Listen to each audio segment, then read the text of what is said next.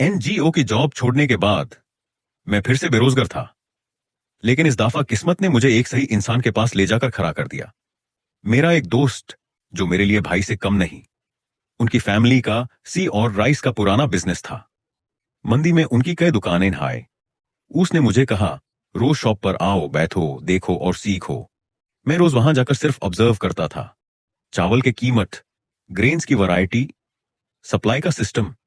यह मेरा मंदी का पहला तजुर्बा था। धीरे धीरे बिजनेस समझ आना शुरू हो गया।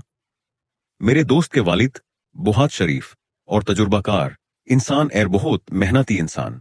उन्होंने मुझे मशवरा दिया कि ग्रोसरी स्टोर खोल लो, लेकिन उस वक्त मैं जवान था, एनर्जी ज्यादा थी, मेरा दिल सप्लाई की तरफ था और मुझे लगता था कि मुझे और एक्सपीरियंसेस चाहिए।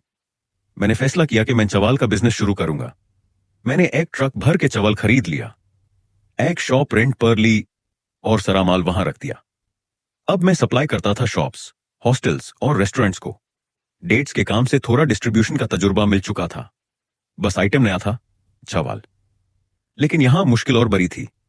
लोग माल लेना तो चाहते थे, लेकिन कैश देना नहीं। मैंने उधार देना शुरू कर दिया।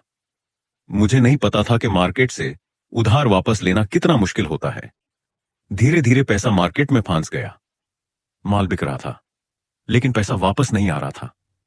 जब हिसाब किया तो लगभग 2 लाख रुपए का नुकसान हो चुका था।